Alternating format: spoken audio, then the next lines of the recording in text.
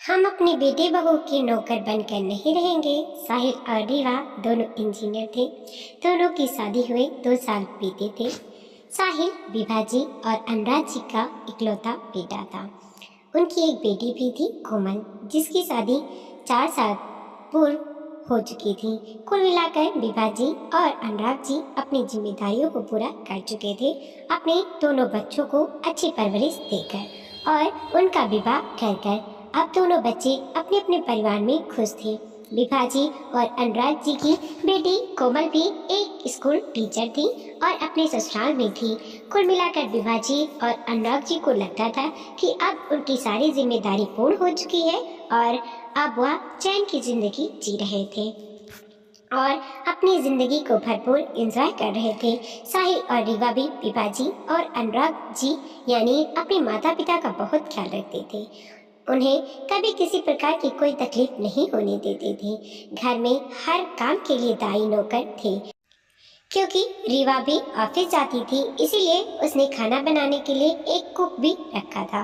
क्योंकि घर और ऑफिस के काम एक साथ करना संभव नहीं था, इसलिए घर में हर काम के लिए नौकर थे, ताकि उसकी सासू माँ को किसी प्रकार की कोई दिक्कत ना हो।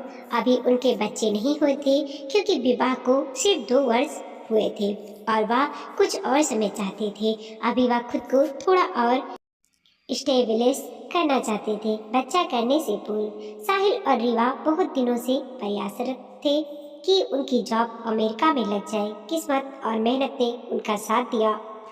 साहिल और रीवा दोनों की एक ही कंपनी में एक ही शहर में अमेरिका में जॉब लग गई, वह भी बहुत अच्छी पैकेज पर। दोनों बहुत खुश थे। उन लोगों ने जब यह बात अपने घर पर बताई तो अनुराग जी और विभा जी भी बहुत खुश हुए कि आज उनके बच्चों का सपना पूरा हो गया। और सबसे ज्यादा खुशी इस बात की हुई कि बेटा और बहू दोनों की एक ही कंपनी और एक ही शहर में नौकरी लग गई। साहिल और रीवा ने अनुराग जी और विभा जी से बोला कि अभी केवल वह दोनों अमेरिका जाएंगे और वहां पर सारा इंतजाम करने के बाद उनको भी अपने साथ लेकर चले जाएंगे, क्योंकि अब उनका अमेरिका में ही सेटल होने का इरादा है। तो फिर उनके माता पिता यहाँ अकेले कैसे रहेंगे। लेकिन इन सब में थोड़ा वक्त लगेगा, क्योंकि अभी मम्मी पापा का पासपोर्ट और वीजा भी बनवाना पड़ेगा और वहाँ के इंतजाम भी देखने पड़ेंगे। इसीलिए अभी साल 6 महीने विभा जी और अनुराग जी को भारत में ही रहना पड़ेगा। साहिल और रीवा बहुत ही समझदार थे और अपने माता पिता का बहुत ख्याल भी रखते थे। विभा जी और अनुराग जी भी अपने बच्चों से पूरी तरह से संतुष्ट थे और उनकी तरक्की में खुश थे, क्योंकि उन्होंने इस दिन के लिए बहुत मेहनत की थी। तो आज उन्हें उनकी मेहनत का फल मिल रहा था, तो खुश होना तो बनता ही था। खैर, रीवा और साहिल अमेरिका चले गए, जल्द ही मम्मी पापा को अपने साथ ले जाने का वादा करके और वहाँ पर सारे इंतजाम करने लगे। यहाँ अनुराग जी और विभा जी अकेले रह गए। हालांकि जाने से पहले साहिल और रीवा ने सारे इंतजाम कर दिए थे। घर में किसी चीज की कोई कमी नहीं थी, हर काम के लिए नौकर लगे हुए थे। अनुराग जी खुद भी अच्छी खासी पेंशन पाते थे, इसीलिए कोई तकलीफ नहीं होती थी।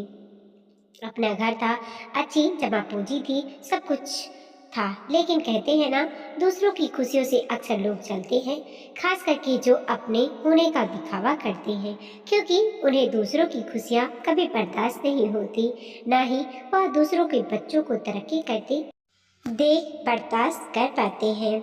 ऐसे ही अनुराग जी और विभा जी के साथ होने लगा।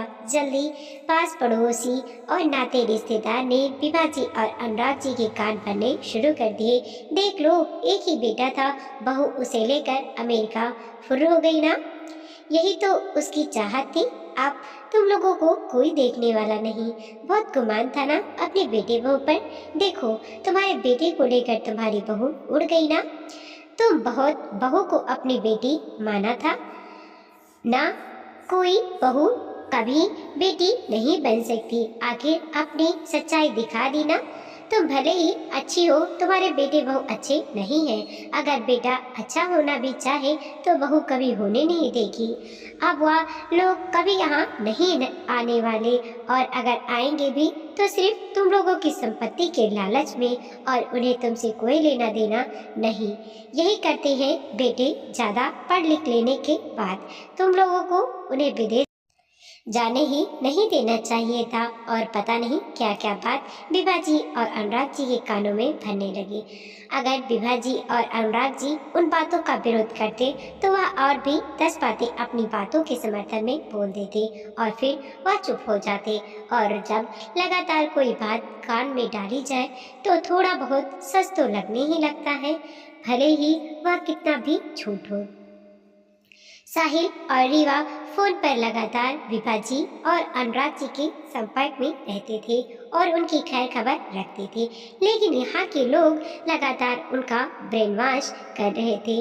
पड़ोसियों और रिश्तेदारों के बोलने का विभा जी और अनुराग जी पर उतना असर नहीं पड़ता था, लेकिन अब तो उनकी बेटी कोमल ने भी बहती गंगा में हाथ धोना शुरू कर दिए थे।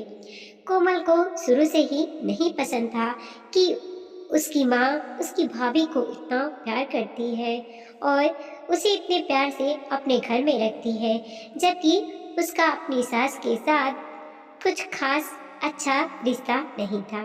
इसीलिए कोमल को भी कभी भी यह बर्दाश्त नहीं होता था कि रीवा और माँ का माँ बेटी सा रिश्ता हो गया है। इसीलिए कोमल रीवा से जलती थी और माँ की नज़रों में रीवा को गिराना चाहती थी, और अब उसे अच्छा मौका मिल गया था। उसने भी फ़ोन कर करके अपने माँ के कान बहुत भरे। देख लो, भैया को लेकर निकल गई ना भाभी, अब तुम हाथ मलती रहो। अगर साथ ले जाना होता तो अभी लेकर जाती। अरे पासपोर्ट और वीज़ा तो बहाना है, क्या उन्हें पहले से नहीं पता था कि उन्हें अमेरिका जाना है? तो जैसे उन्होंने अपना पासपोर्ट बनवा रखा था, आपका भी तो बनवा सकते थे। यह सब तो बस यहाँ से निकलने का बहाना था। अब वह लौट कर कभी वापस नहीं आने वाले, बस तुम लोगों की संपत्ति लेने के लिए आएंगे और पता नहीं क्या क्या उल्टी सीधी बातें अपने भाई और भाभी के बारे में बोलकर अपने माँ पिता के मन में अपने भाई भाभी के लिए जहर घोल रही थी, क्योंकि कोमल चाहती थी कि उसके माता पिता के मन में उसकी भाभी रीवा का ख्याल पूरी तरह से हट जाए और सिर्फ वह अपने माँ बाप की लाडली बेटी बनकर रहे, क्योंकि उसे अंदर ही अंदर रीवा से जलन थी, क्योंकि रीवा अपनी सास की बहुत कद्र करती थी और उनके बीच सास बहू का नहीं माँ बेटी का प्यार था, जो कि कोमल का उसकी सास से बिल्कुल नहीं था। कोमल बहुत ही तुनुक मिजाज औरत थी और अपनी सास से उसकी बिल्कुल नहीं बनती थी, इसलिए उसे अपने मायके में अपनी माँ और भाभी को इस तरह से प्यार से रहते देखकर जलन होती थी। कोमल की भाभी भी नौकरी करती थी, लेकिन कभी इस वजह से घर में कोई परेशानी नहीं होती थी और कोमल भी नौकरी करती थी, लेकिन फिर भी उसके घर में कलह मचा रहता था, क्योंकि वह सास की कोई मदद नहीं करती थी। इसलिए सास भी उसकी कोई मदद नहीं करती थी, जिसकी वजह से उसके घर पर कभी कोई शांति नहीं रहती थी। यह सब कुछ तो अपने हाथ में होता है कि हम अपने बड़ों से अपने रिश्ते कैसे रखेंगे। अगर कोमल समझदारी से रिश्ते निभाती तो उसकी सास भी उसके साथ रिश्ते निभाने की कोशिश करती, लेकिन जब कोमल खुद ही तुनुक मिजाज थी तो उसकी सास भला क्यों उसके साथ रिश्ता निभाती। कोई वह कोमल पर आश्रित तो थी नहीं, इसलिए कोमल अपनी भाभी की समझदारी पर चलती थी और अपनी माँ की नज़रों से अपनी भाभी को गिराना चाहती थी।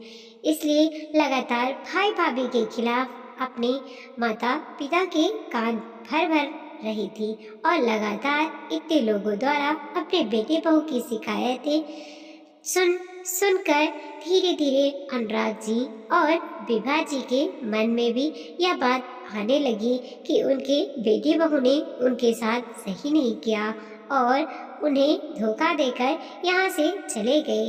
अब साहिल और रीवा जब भी फोन करते तो अनुराग जी और विभा जी उनसे ठीक से बात नहीं करते और खींचे खींचे रहते। साहिल और रीवा को समझ में नहीं आ रहा था यह सब कुछ क्या हो रहा है और उन्हें बहुत टेंशन हो रही थी।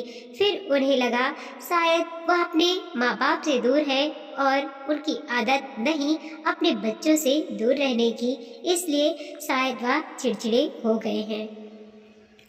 इसी बीच करीब 8 महीने का और वक्त बीत गया और अनुराग जी और विभा जी के अमेरिका जाने का पूरा प्रबंध हो चुका था। साहिल अनुराग जी और विभा जी को लेने के लिए भारत आया था। रीवा किसी वजह से नहीं आ पाई थी, लेकिन यहाँ पर कोमल ने और बाकी लोगों ने विभा जी और अनुराग जी के कान में इतना जहर घोल दिया था कि वह साहिल के साथ जाने को तैयार नहीं थे। उन्हें लगता था वहां जाकर उन्हें नौकर बना दिया जाएगा, क्योंकि अमेरिका में नौकर बहुत मुश्किल से मिलते हैं, इसलिए उनके बेटे बहू चालाकी में उन्हें लेने आए हैं और फिर यहाँ भी उनकी सारी संपत्ति वह हड़प कर लेंगे और वह दोनों पूरी तरह से असहाय हो जाएंगे। इसीलिए दोनों ने नहीं जाने की ठान ली थी। साहिल को समझ में नहीं आ रहा था कि वह क्या करे और उसके माँ बाप को क्या हो गया जो उसके बिना बिल्कुल नहीं रह सकते थे। वह आज उसके साथ जाने को मान नहीं रहे। खैर साहिल ने बहुत कोशिश करके अपने माँ पापा को अपने साथ चलने के लिए मना ही लिया और अनुराग जी और विभा जी को लेकर अमेरिका चला गया। विभा जी और अनुराग जी को यही लगा रहा था कि वह जैसे ही अमेरिका जाएंगे रीवा घर के सारे काम उनके ऊपर डाल देगी और खुद ऑफिस में रहेगी और वह दोनों नौकर की जिंदगी जिएंगे। इसीलिए अनुराग जी पूरा इंतजाम करके आए थे और सोच रखा था कि 1-2 महीने वह रहकर देखेंगे, अगर ठीक नहीं लगा तो वह विभा जी को लेकर वापस भारत आ जाएंगे। अपने बेटे और बहू के नौकर बनकर नहीं रहेंगे। इतने प्यारे बेटे और बहू के बारे में उन लोगों ने इतना कुछ सोच लिया था, सिर्फ लोगों के भड़काने पर, खास करके अपनी बेटी कोमल के भड़काने पर। इतने दिनों के बहू के प्यार को भूल गए थे और उसे अपना दुश्मन समझ बैठे थे। खैर जब विभा जी और अनुराग जी अमेरिका पहुंचे तो रीवा ने जिस तरह से उनका स्वागत किया और उनको इज्जत दी, उन्हें तो यकीन नहीं हुआ। रीवा बिल्कुल नहीं बदली थी। जिस तरह से वह भारत में उनके साथ बर्ताव करती थी वैसा ही वह अमेरिका में भी कर रही थी। घर में हर प्रकार के इंतजाम थे, कोई काम की दिक्कत नहीं थी, हर काम के लिए मशीन लगी हुई थी, क्योंकि सच में अमेरिका में नौकर बहुत महंगे मिलते हैं, इसलिए कोई नौकर घर में नहीं थे। पर बर्तन धोने तक के लिए मशीन लगी हुई थी, इसलिए कोई खास काम नहीं था। साफ सफाई वैक्यूम क्लीनर से होती थी, कपड़े मशीन में वॉश और ड्राई हो जाते थे, बर्तन डिशवॉशर में धुल जाते थे।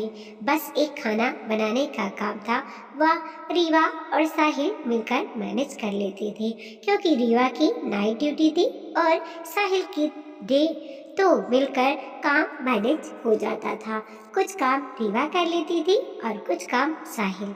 अनुराग जी और विभा जी ने देखा कि जिस तरह से भारत में उनका ख्याल रखा जाता था उसी तरह से अमेरिका में भी उनका ख्याल रखा जा रहा है और उन्हें किसी प्रकार की कोई तकलीफ नहीं है, बल्कि रीवा जिद करके उन्हें पार्क आदि में टहलने भेज दिया करती थी ताकि उनका स्वास्थ्य ठीक रहे और बीच बीच में उन्हें कहीं घुमाने भी भेजती थी ताकि उनका मन लगा रहे। अब अनुराग जी और विभा जी को लग रहा था कि दूसरों के बातों में आकर उन्होंने अपने बेटे बहू को कितना गलत समझा, कितना सम्मान करते हैं उनके बेटे बहू उनका। और वह दोनों अपने बेटे बहू के साथ बहुत खुश रहने लगे। इधर कोमल को लग रहा था कि उसने इतनी कोशिश की, फिर भी अपने भाई भाभी को अपने माँ बाप की नज़रों में नहीं गिरा पाई। और फिर से उसकी माँ उसकी भाभी के फिर गुणगान करने लगी। कोमल भी चाहती थी उसकी सास भी उसे उसके भाभी की तरह प्यार करे, लेकिन अपने कर्म भी तो अच्छे होने चाहिए। रीवा खुद अपनी सास का इतना सम्मान करती थी, तब उसे सास का इतना प्यार मिलता था, लेकिन कोमल तो अपनी सास को देखना नहीं चाहती थी, तो वह ऐसी उम्मीद कैसे कर सकती थी। लेकिन कोमल की दुर्भावना अभी समाप्त नहीं हुई थी। वह अभी भी रीवा को अपने माँ बाप की नज़रों में गिराना चाहती थी और उसकी कोशिश लगातार जारी थी। फोन पर वह कभी कभी कोशिश करती अपने माँ बाप को भड़काने की, लेकिन उसकी माँ बाप अब उसकी कोई बात नहीं सुनते थे, क्योंकि वह अपनी आंखों देखे के ऊपर विश्वास कर रही थी और कोमल इधर दिमाग लगा रही थी कि वह और क्या कर सकती है जिससे उसके माँ बाप उसकी बातों में आ जाए। कुछ दिनों के बाद विभा जी को पता चला कि रीवा माँ बनने वाली थी, इसीलिए वह उनसे लेने नहीं आई थी, क्योंकि उसके लिए लंबा सफर ठीक नहीं था। विभा जी बहुत खुश थी कि उनके साहिल की औलाद होने वाली थी और वह दादी माँ और अनुराग जी दादा बनने वाले थे। उनकी खुशी का ठिकाना नहीं था। कोमल को फिर एक मौका मिल गया और उसने अपनी माँ को भड़काना शुरू कर दिया और बोला, देखा माँ, मुझे पता था जरूर कोई ना कोई बात है, इसलिए तुम लोगों को अमेरिका बुलाया गया है, नहीं तो वह लोग तुम्हें अमेरिका कभी नहीं लेकर जाते। अब समझ आया उन्हें, एक आया की जरूरत थी जो उनके बच्चे पैदा करवा दे और उनको पाल पोस दे, इसीलिए वह दोनों तुम लोगों को लेकर गए हैं। तुम लोगों को यहाँ से ले जाने से पहले क्यों नहीं बताया कि भाभी माँ बनने वाली है, बल्कि वहाँ जाकर बताया, क्योंकि अगर यहाँ बता देते तो शायद तुम्हें पता चल जाता कि अपनी तामीरदारी के लिए तुम्हें ले जाया जा रहा है, ना कि तुम लोगों से प्यार मोहब्बत है। इसलिए अब बच्चा होगा तो उसे संभालने के लिए कोई तो चाहिए होगा, इसीलिए एक दाई के रूप में तुम्हें ले जाया जा रहा है। देखा माँ, आखिर मेरी बात सही निकली ना। आप अपनी बहू की सेवा करो, उनके बच्चे पैदा करवाओ और फिर उन बच्चों को अपने बच्चों की तरह बड़ा करो, और तुम्हारी बहू और बेटा नौकरी करें और पैसे कमाएं और फ्री की बच्चों की केयर टेकर तो उन्हें मिल ही गए। तुम्हारे और पापा के रूप में अब सच्चाई सामने आ रही है ना, और पता नहीं क्या क्या उल्टी सीधी बातें अपने माँ पापा के कान में भरने लगी। विभा जी और अनुराग जी बहुत खुश थे कि उनके बेटे बहू माता पिता बनने वाले हैं और वह लोग दादा दादी, लेकिन कोमल लगातार उन्हें भड़का रही थी, जिसका असर उनके व्यवहार पर दिख रहा था। वह लोग रीवा से बहुत उड़े उड़े से रहते थे। रीवा कितनी भी कोशिश करती उन्हें खुश रखने की, पर अनुराग जी और विभा जी के चेहरे पर एक मायूसी दिखती, जैसे उनके साथ कितना बड़ा धोखा हो गया है, जबकि ऐसा कुछ भी नहीं था। पर लगातार कोमल फोन पर उन्हें भड़काती रहती थी, जिसकी वजह से उन्हें ऐसा लगने लगा था। पर फिर भी उन्हें अपने साहिल की औलाद का इंतजार था। वह अपने बेटे के बच्चों को देखना चाहते थे। उसके बाद अनुराग जी ने तय कर लिया था कि वह भारत वापस लौट जाएंगे, यहाँ अपने बच्चों के नौकर बनकर नहीं रहेंगे, इसलिए ही तो उन्होंने उन्हें यहाँ बुलाया है। पता नहीं क्यों वह अपना दिमाग इस्तेमाल नहीं कर रहे थे, शायद इसलिए कि लगातार एक ही बात दिमाग में भरी जा रही थी और उनकी बेटी के द्वारा और भी रिश्तेदारों के द्वारा, इसलिए उनकी सोच पर पर्दा पड़ गया था और अपने बेटी बहू का प्यार उन्हें दिखाई नहीं पड़ रहा था। हालांकि साहिल और रीवा ने वहाँ सारे इंतजाम कर रखे थे और अपने मम्मी पापा को वह अपनी प्रेगनेंसी के दौरान किसी भी प्रकार की कोई तकलीफ नहीं दे रही थी। किसी भी बात के लिए वह अनुराग जी और विभा जी के ऊपर आश्रित नहीं होती थी। अपना ख्याल खुद रखती थी। हाँ, जिन बातों की जानकारी नहीं थी उन बातों के लिए वह विभा जी को जरूर पूछती थी और वह उसे बताती भी थी, क्योंकि उन्हें भी पता है कि वह पहली बार माँ बन रही है तो क्या क्या सावधानियां बरतनी चाहिए। खैर, वक्त आने पर रीवा ने एक प्यारी सी बच्ची को जन्म दिया। अस्पताल में विभा जी ने देखा कि अस्पताल में उन्हें किसी भी तरह का काम रीवा का या बच्ची का नहीं करना पड़ा, बल्कि हॉस्पिटल स्टाफ ही सब कुछ देख रहा था। अस्पताल में सारे अरेंजमेंट्स थे। वह सिर्फ रीवा और बच्चे से मिल सकते थे और सारा इंतजाम हॉस्पिटल की तरफ से था। कुछ दिनों में रीवा घर आ गई। घर पर भी रीवा ने सारे इंतजाम कर रखे थे और अपने और बच्चे की देखभाल के लिए एक फुल टाइम मेड को रख लिया था, जो कि उन दोनों की देखभाल कर रही थी और बच्चे और रीवा का पूरा ख्याल रख रही थी। विभा जी को यकीन नहीं हो रहा था कि उन्हें किसी भी प्रकार की कोई दिक्कत का सामना नहीं करना पड़ रहा है, बल्कि वह अपनी बहू और पोती के लिए कुछ करना भी चाहती तो विभा खुद ही मना कर देती थी। नहीं मम्मी, आप परेशान मत होइए, आप बस आराम से रहिए और अपनी पोती के साथ खेलिए। हाँ, थोड़ी बहुत जरूरत की चीज जरूर वह रीवा के लिए बनाती थी, ताकि उन्हें खाकर रीवा जल्दी से जल्दी स्वस्थ हो सके और अपनी खुशी से बच्ची का मालिश वगैरह भी करती थी। कभी भी रीवा ने उन्हें अपना या बच्ची का कोई काम करने के लिए नहीं कहा। हाँ, उनसे हर बात की सलाह जरूर लेती रहती थी। आज विभा जी को लग रहा था कि लोगों की बातों, खास करके अपनी बेटी कोमल की बातों में आकर वह अपने बेटे बहू को इतने दिनों से इग्नोर कर रही थी, जबकि उनके बेटे बहू उनकी और अनुराग जी की कितनी कद्र करते हैं और उनका कितना ख्याल रखते हैं।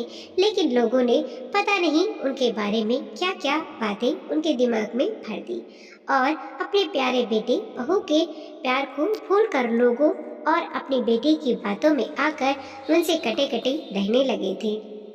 जबकि नसीबों से मिलते हैं ऐसे बेटे बहू। विभा जी को आज अपनी सोच पर बहुत गुस्सा आ रहा था। साथ ही साथ अनुराग जी भी देख रहे थे कि साहिल और रीवा दोनों का कितना ख्याल रखते हैं और उन्हें कभी किसी प्रकार की कोई दिक्कत नहीं होने देती। लोगों ने कितनी गलतफहमी भर दी थी उनके बेटे बहू के लिए। अनुराग जी को अपनी सोच पर भी बहुत ग्लानि महसूस हो रही थी। उधर कोमल अपने काम में अभी भी लगी हुई थी और वह विभा जी को बोलती थी, आप भाभी की मीठी मीठी बातों से पिघल जाइए, क्योंकि आपको उनकी सच्चाई नहीं दिखेगी। कुछ दिन बीतने दीजिए, खुद ब खुद सच्चाई आपके सामने आ जाएगी और आप लोगों की सारी गलतफहमी दूर हो जाएगी। रीवा गौर कर रही थी कि विभा जी जब भी कोमल से बात करती उसके बाद वह रीवा से काफी खिंची खिंची रहती और रीवा कोई बेवकूफी तो थी नहीं।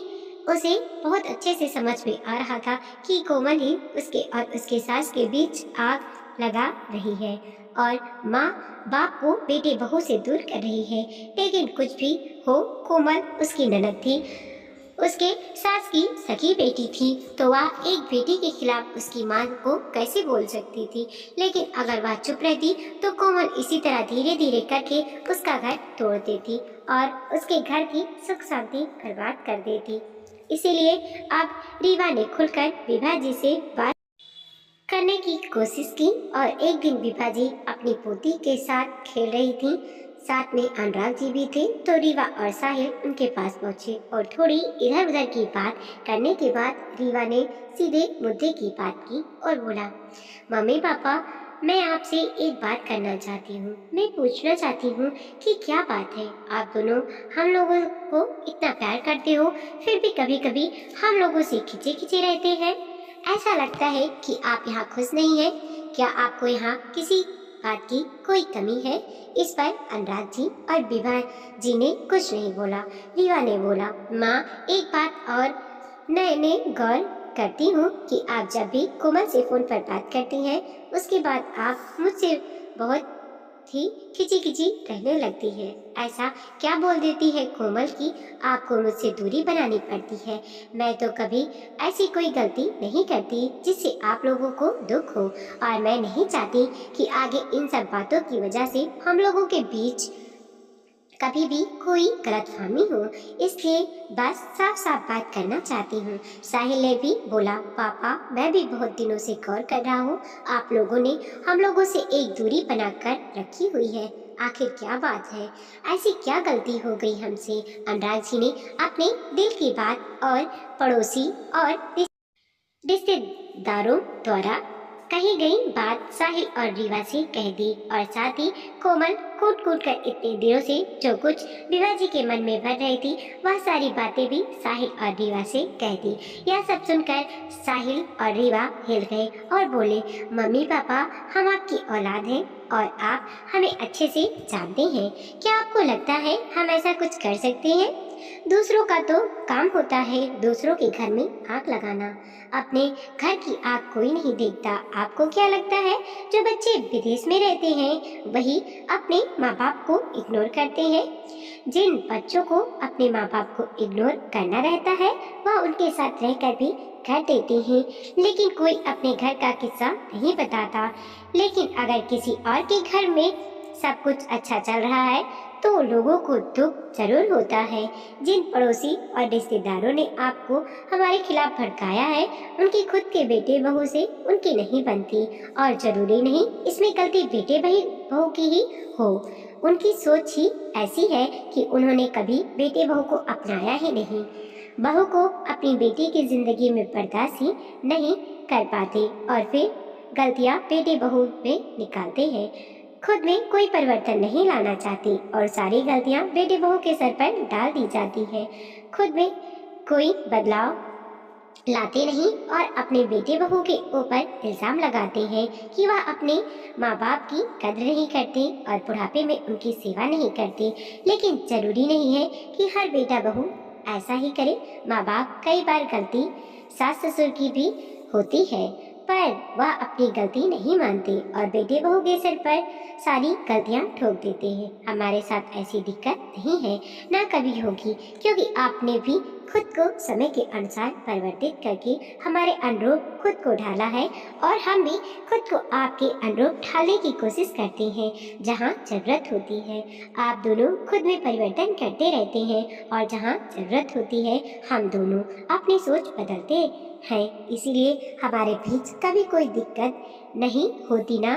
ऐसा करने की खुद में 1% भी परिवर्तन करना मंजूर नहीं और अगले को 100% अपना व्यक्तित्व बदलने के लिए मजबूर कर देना कहाँ की समझदारी है। इस रिश्ते सुलझने के बजाय उलझ जाते हैं। अब अनुराग और विभा जी को समझ में आ गया था कि कौन गलत है और कौन सही, इसीलिए उन्होंने अपने बेटे बहू से कहा, बेटा अब हम किसी की बातों में नहीं आएंगे क्योंकि हमारे बेटे बहू बहुत अच्छे हैं और हम अपने व्यवहार के लिए शर्मिंदा हैं। और तुरंत ही अपनी बेटी को फोन लगाया और बोले, बेटी तू अपना ससुराल संभाल, मेरी बहू अपना ससुराल संभाल लेगी। वीडियो को लाइक कीजिए, कमेंट कीजिए और अपने दोस्तों के साथ जरूर शेयर कीजिए। चैनल पे नए हैं प्लीज सब्सक्राइब।